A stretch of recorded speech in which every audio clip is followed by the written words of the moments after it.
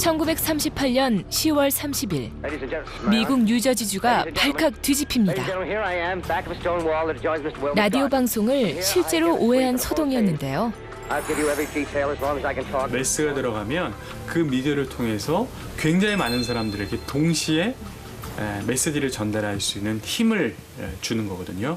매스 미디어는 그런 힘을 갖고 있는 겁니다. 그러니까 광파성이라고 우리들이 얘기를 합니다. 넓게 퍼진다는 의미인데요. 이를테면 1인 방송 이런 것들을 저는 저희 집에서 그냥 방송을 하거든요. 하지만 그 방송을 보는 시청자들이 전 세계에 흩어져 있다면 그렇다면 제가 얘기하는 것들이 그만큼의 힘을 갖게 되는 겁니다. 매스미디어에 출연한 사람들이나 또 매스미디어를 이용해서 뭔가를 제작하는 사람들은 그래서 힘을 갖게 되는 거고요. 그 사람들의 영향력이 굉장히 커질 수밖에 없게 되는 겁니다. 특히나 매스미디어는 최고의 정치 선전 도구로 활용됩니다.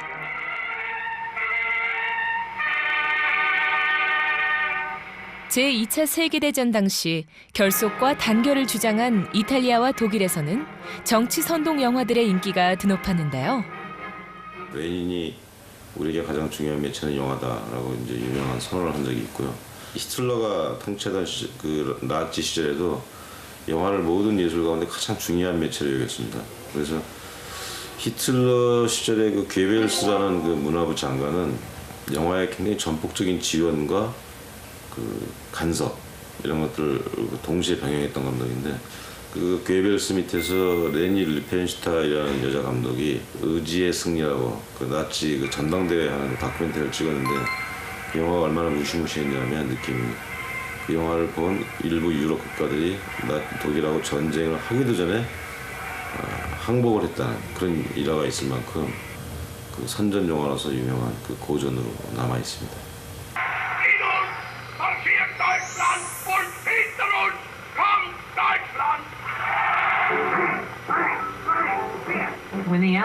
비슷한 시기 미국에서는 정반대의 영화가 인기를 끕니다.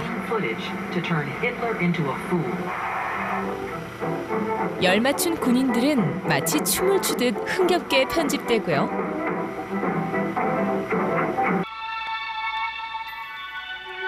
히틀러와 꼭 닮은 주인공이 등장하는 위대한 독재자에서는 무서운 독재자가 희화화되기도 합니다. 독재 정치의 폐해를 아주 풍자적으로 묘사한 것이죠. 텔레비전에 나오기 전에 1920년대, 30년대 그런 무렵에는 그 영화가 굉장히 선전 혹은 선동을 위한 도구로 많이 쓰였습니다. 그래서 굉장히 그 미디어에 대해서 두려운 마음을 갖는 사람들이 생겨났고, 그래서 뭐 그 당시에 이제 미디어에 대한 여러 연구들이 미디어는 피하 주사와 같다, 혹은 뭐 탄환과 같다, 그래서 그런 이론들을 만들어내기도 했습니다. 소위 말하는 강효과 이론이라고 얘기를 하는데요. 그런 부분들은 이제 미디어가 굉장히 정치적으로 막강한 영향력을 발휘했다라는 것들로부터 기인해가지고 만들어진 그런 연구와 이론들이라고 볼 수가 있습니다. In the wrong place. This will not look good on a resume. At the right time. Good morning, Vietnam!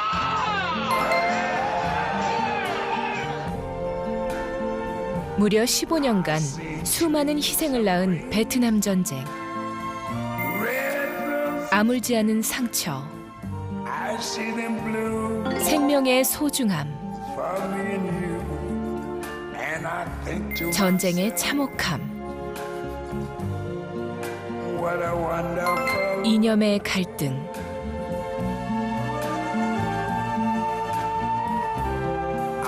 베트남전의 참상을 알린 몇 장의 보도사진들은 반전 여론을 조성시키고 결국 전쟁을 종식시키는데 결정적 기여를 하게 됩니다.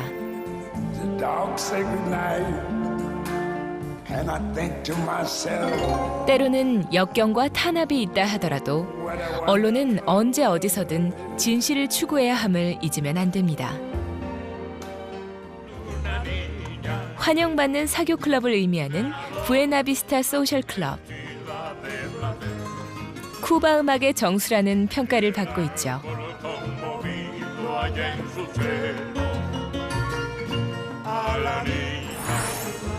영화 한 편으로 재기에 성공했다니 우리가 이 음악을 다시 들을 수 있는 행복은 영화 한 편의 힘이랍니다. The war in Vietnam last week, 543 killed in action. 수많은 사상자를 낸 베트남 전쟁의 시작은 통킹만 사건입니다. Raised the U.S. toll in the war so far to 18,239. 지난 1964년 8월 5일 미국은 북태평양 통킹만에서 북베트남 어뢰정이 미 구축함을 공격해왔다고 발표했습니다. We are going to win. 명백한 선전포고였습니다. 베트남 전쟁의 명분이 된 통킹만 사건. 그러나 이는 미국의 조작극으로 판명나는데요. 해병대 장교 출신의 다니엘 엘스버그가 추악한 진상을 폭로했기 The 때문입니다. hundreds of thousands we were killing was unjustified homicide. And I couldn't see the difference between that and murder. 미국이 베트남 전쟁 개입의 구실로 삼았던 통킹만 사건이 조작이었다는 미 국방부의 기밀 문서는 이른바 펜타곤 페이퍼로 불리는데요. It was the evening of 3년간 36명의 장교와 민간 정책 전문가들이 총 47건 7,000페이지에 이르는 방대한 분량의 보고서를 작성한 겁니다. 다니엘 엘스버그는 목숨을 걸고 펜타곤 페이퍼를 빼돌립니다. And so it took a long time to copy on machines that were then very slow. I needed to make a number of copies because I was afraid that the FBI might get all the copies away from me. And I wanted to hide several in different places so that I could, even if I were in prison, could encourage people to get the copies and get them to the newspapers somehow, even if I was not free. 그리고 엘스버그는 이 문서를 폭로할 창구로 뉴욕타임즈의 닐 시안 기자를 선택했습니다. 당시 34살의 젊은 나이였지만 미국 언론사상 최대의 폭로 기사를 쓸 자질이 충분했던 인물이었죠. 주간지 뉴스위크는 뉴욕타임즈가 펜타곤 기밀 문서를 다루는 과정을 이렇게 기술했습니다.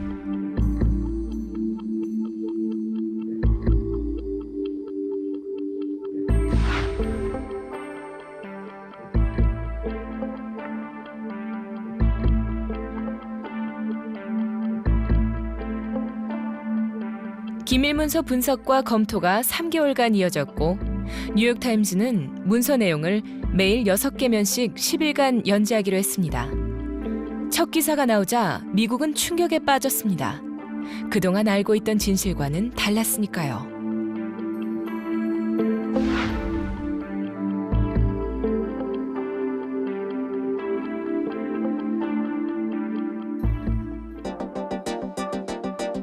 둘째 날에도 폭로는 이어졌는데요. 미 행정부가 롤링슨드라는 암호로 북베트남 폭격을 이미 오래전 계획했고 정치적 편의에 따라 작전을 전개했다고 밝혔습니다. 그러자 닉슨 행정부는 법원에 펜타곤 기밀문서 보도 금지 가처분 신청을 제기하고 당장 보도를 중지하지 않으면 간첩죄로 기소하겠다고 뉴욕타임즈를 협박했습니다. 뉴욕타임즈는 정부의 요구를 거절했으나 법원은 정부의 가처분 신청을 받아들였습니다. 뉴욕타임즈의 시리즈는 일단 중지됐지만 이젠 워싱턴 포스트도 발벗고 나섰는데요.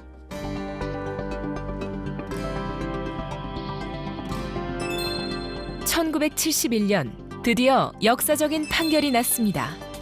미국 연방 대법원은 언론 자유에 손을 들어줬습니다.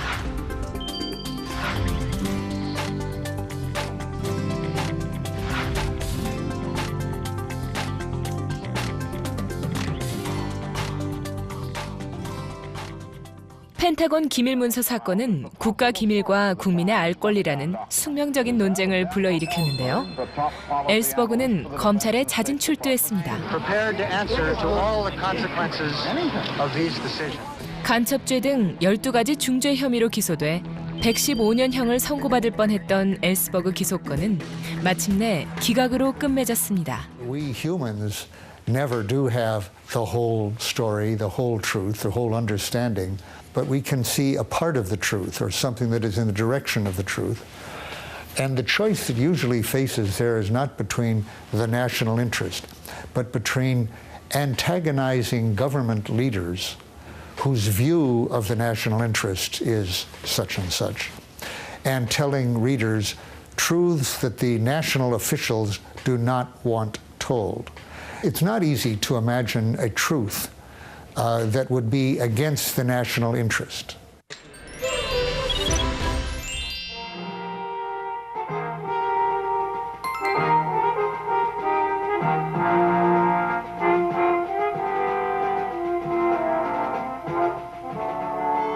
I'm sorry. I just hope I haven't let you down. Well, when I said I just hope I haven't let you down, that said it all. I had. I let down my friends. I let down the country.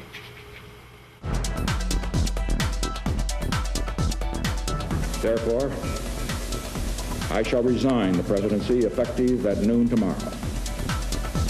Vice President Ford will be sworn in as president at that hour in this office. 대통령의 불명예 사임이라는 미국 초유의 사건은 밥 우드워드와 칼 번스타인 두 기자의 특종 보도에서 비롯됐습니다. 1972년 6월 17일 워터게이트 빌딩에 있는 민주당 사무실에서 침입자들이 붙잡히는데요. 신참 기자 밥 우드워드는 범인 중 한 명이 CIA 출신이라는 말에 단순 절도 사건이 아님을 직감합니다. Where? The CIA. Sturgis, Frank A., salvage operator. Holy shit. 그리고 다음 날 워싱턴 포스트에는 민주당 도청을 꾀하던 5명이 붙잡혔다는 기사가 일면으로 실렸습니다. 그리고 밥 우드워드는 사건의 실마리를 쥐고 있는 중요한 정보원, 이른바 딥스로트에게서 많은 도움을 받게 되는데요. 정보원인 딥스로트와는 점점 긴밀한 관계로 발전했고 딥스로트는 이유는 밝힐 수 없지만 이 사건은 달아오를 것이라고 중요 정보를 흘립니다.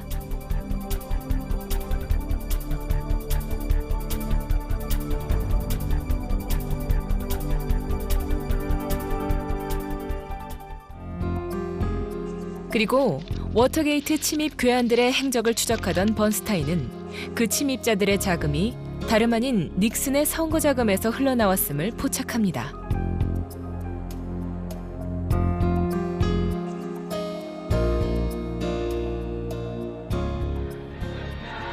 (1972년) 당시 미국은 대선을 앞두고 있었는데요.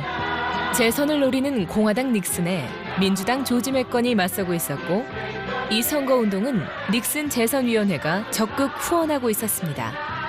워터게이트 사건과 재선위원회, 백악관과의 검은 커넥션 추적에 나선 두 기자는 백악관의 은폐 공작에 부딪히는데요. 딥스로트는 사건이 오리무중에 빠질 때마다 두 기자를 곤궁에서 구하며 대통령을 궁지에 몰아넣게 됩니다. In my day, it was simply known as the double cross.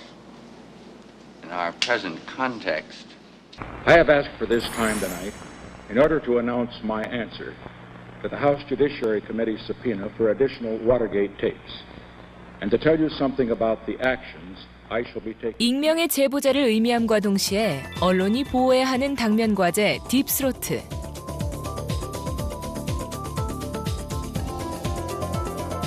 워터게이트 사건은 오프 더 레코드, 믿을 만한 소식통 등 갖가지 용어를 낳으며 미디어 윤리를 다시 한번 일깨워줬습니다.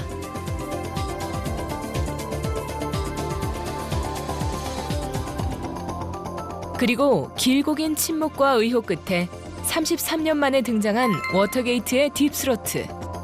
밥 우드워드와 칼 번스타인은 수십 년 동안 취재원에 대한 일체의 정보도 발설치 않았습니다.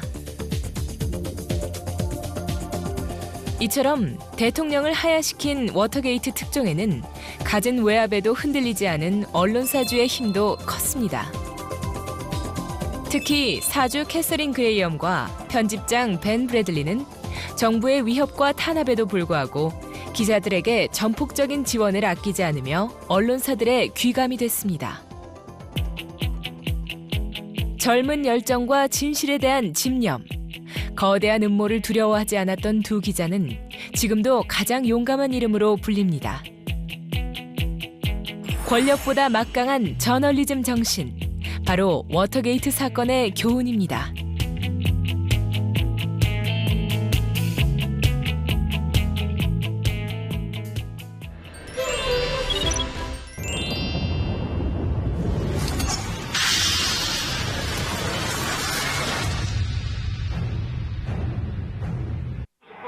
한강 근처의 시민들을 지켜간 빅토린이 사라졌던 괴생물체가 당초 예상보다 훨씬 더 치명적인 존재라는 사실이 속속 드러나고 있습니다.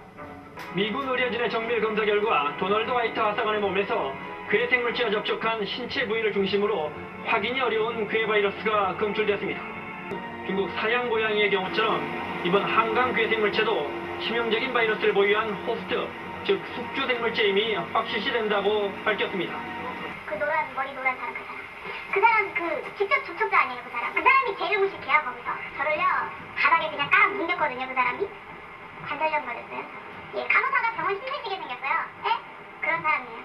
가족 탈주 사건과 관련해 한국은 보균자 관리조차 제대로 되지 않는 심히 우려할 만한 상황이라고 밝혔습니다. 네, 그 맥락에서 전격적으로 이 에이전트 옐로우 맞습니까? 네, 맞습니다. 이번에 한강 지역에 투입이 결정된 에이전트 옐로우는 신종 바이러스의 위협이나 세균 테러에 대항하기 위해서 기자나 편집자 같은 뉴스 결정권자가 뉴스를 취사 선택하는 게이트키핑을 아시나요?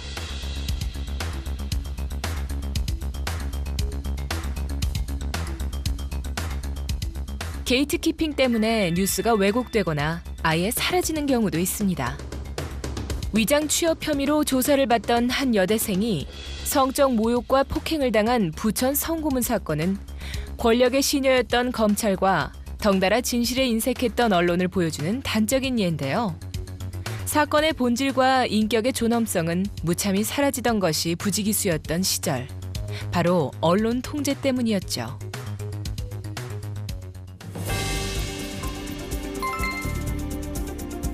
(1980년) 군부 정권은 사회질서 정화와 신문방송의 공영체제 강화라는 명목으로 가혹한 언론 탄압을 시작하는데요. 급기야 11월, 64개의 언론사를 18개로 통폐합해버립니다. 매일마다 어떤 식으로 보도하라는 보도 지침이 내려왔는데 한번 볼까요?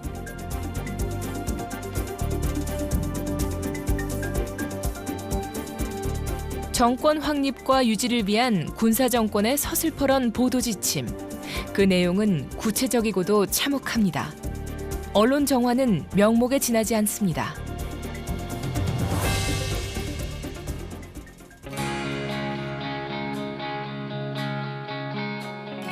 하지만 길고 길었던 암흑기를 지나 한국 언론은 눈부시게 성장하는데요.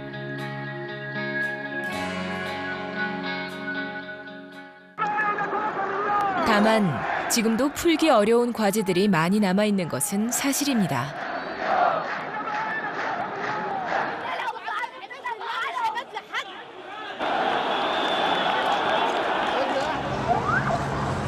여전히 미국과 서구 중심의 시각으로 보도되는 뉴스들은 큰 한계와 문제로 지적되는데요. 분노의 금요일이라고 이름 붙여진 어젯밤과 오늘 새벽 시위가 이번 반정부 소요의 최고조를 이뤘는데요. 거리는 도둑과 강도들이 들끓는 무법천지에다 공항은 이집트를 빠져나가는 사람들로 북새통을 이루고 있습니다. 특히 사건의 본질보다는 불안감을 조성하는 폭력적인 영상이나 기사만을 부각시키는 경우가 많은데요. 우리 언론은 특히 무슬림에 관해서라면 추측성, 심증으로 점철된 미국의 보도를 앵무새처럼 따라하고 있는 게 현실입니다.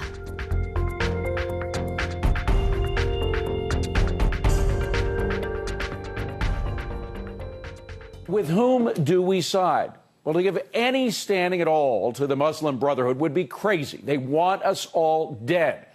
They are kind of like the political wing of Al-Qaeda.